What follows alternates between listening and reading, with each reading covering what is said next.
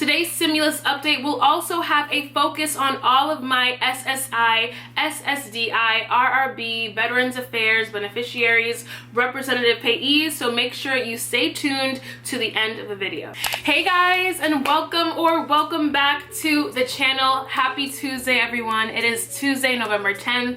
If this is your first time seeing my face, welcome. My name is Monica, and I post videos all about the stimulus check, the stimulus package, and personal finance. So if you're interested in topics like those, please be sure to hit that big red subscribe button right here on the screen. Also, like this video and turn on your post notifications so you don't miss any of my stimulus check, stimulus package update videos, or any videos on personal finance. So without any further ado, let's hop right into your Tuesday, November 10th stimulus check and stimulus package update. So today's update is really going to be focused on what President-elect Joe Biden wants to include in a coronavirus stimulus bill. Currently, it's going to be difficult to get a stimulus package passed before the end of the year because President Trump would need to be involved, of course, and he is currently shifting his attention to these court cases in terms of fighting the results in different states, particularly in Pennsylvania. And while all of this is going on, Mitch McConnell will be in charge on the Republican side, and of course Nancy Pelosi. The Senate did come back to session this week. Now, President-elect Joe Biden wasted no time laying out how he plans to combat the coronavirus and help recover the economy on day one of his administration. Now, Biden and Vice President-elect Kamala Harris have already named their coronavirus task force. They have promised to significantly increase testing, and they plan to use the Defense Production Act to make more protective equipment for frontline workers. So as we can see here, President-elect Joe Biden and Vice President-elect Kamala Harris are in favor of the frontline workers. They are actually making a push to make sure the frontline workers are more protected. Now, it is possible that Democrats could take control of the Senate when Georgia holds a runoff election for 2 seats in January, which would potentially make it easier to pass a bill. But even so, that would not happen until after Inauguration Day, which is January 20th, 2021. Now, in the meantime, millions of people could lose unemployment benefits altogether by December 31st of this year. And there may even be an eviction crisis as well if more stimulus isn't made available. Senate Majority Leader Mitch McConnell said last week that he wants a package passed before the end of the year, but it is not clear what consensus could be reached by then. Now, with all of that in mind, here are some of the economic policies Biden is advocating for in response to the coronavirus pandemic. And spoiler alert, SSI, Ssdi, RRB, Veterans Affairs, beneficiaries, representative payees, you are all on his mind in terms of the new economic policies. So first, he would like to extend the enhanced unemployment benefits. So on his campaign website, Biden said he will work with Congress to extend the extra $600 a week in federal unemployment benefits that expired at the end of July. And he said he would extend these for, quote, however long this crisis lasts. He would like to increase Social Security payments for Ssdi, RRB, Veterans Affairs, representative payees, SSI, of course.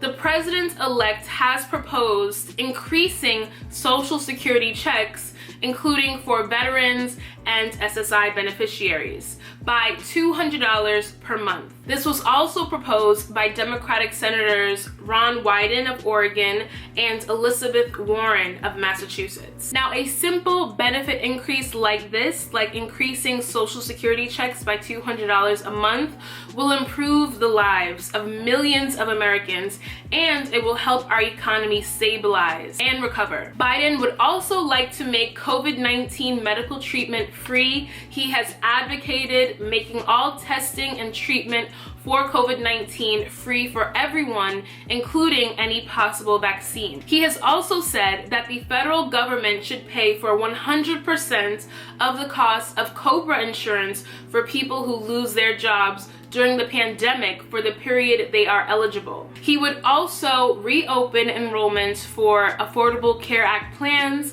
and provide premium subsidies for those who do not have employer-based coverage. There would be paid sick leave. Biden has proposed making emergency paid sick leave available to everyone, including part-time workers, gig workers, and independent contractors. Of course, the big one are stimulus checks, a second round of stimulus checks. Thankfully, President-elect Joe Biden is in favor of an additional economic impact payments for families that will be sent should conditions require, according to Biden's campaign website. Now, it is unclear how much they would be worth or who would be eligible, but it is clear that he is in support of a second round of stimulus checks. And my favorite one is student loan forgiveness. As a college student with some student loan debt, Biden has endorsed Warren's plan to forgive a minimum of $10,000 per person in federal student loan debt. Can we just say, thank you, Lord? That would be amazing. He also said young people and other student debt holders bore the brunt of the last crisis. It should not happen again. He has also advocated for premium pay for essential workers, which I think is absolutely wonderful. Our essential workers need to be celebrated. They need to be paid what they are due. The people who are on the front lines should not be making what they made before the pandemic. So I absolutely am in support of premium pay for essential workers. He also would like more money for state and local governments, relief for small businesses, and halting evictions and foreclosures for the duration of the crisis. But again, it is unclear what exactly a divided Congress would be able to pass. Now, all of these things and more would be able to be passed if there is a blue wave in the House of Representatives, in the Senate, and of course the presidency, because a lot of what he's saying sounds like Nancy Pelosi's bill already. So if Nancy wants this, if Biden wants this, and then there is a majority of Democrats in the Senate, something like this could absolutely be passed. Now, it is also important for you all to know that there is a new strain of COVID-19, of the coronavirus, in Denmark. In fact, the Danish government has ordered the slaughter of all farmed mink in the country after the reported discovery of a mutant form of coronavirus in the animals. It has already spread to humans. According to a report, 207 mink farms have seen infections of coronavirus.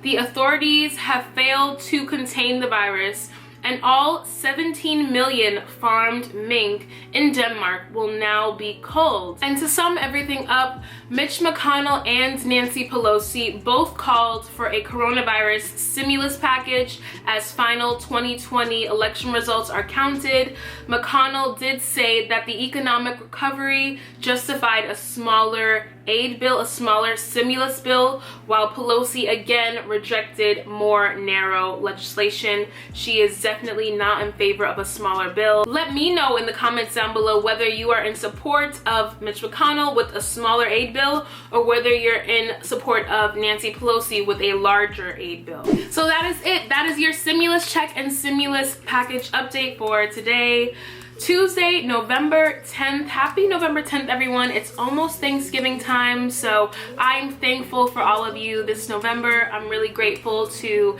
have so many of you wonderful subscribers still sticking around with me, and all the new faces. Welcome, welcome. Don't forget to subscribe and join the community. And until next time, I will catch you all in my next stimulus check and stimulus package update. Bye, guys.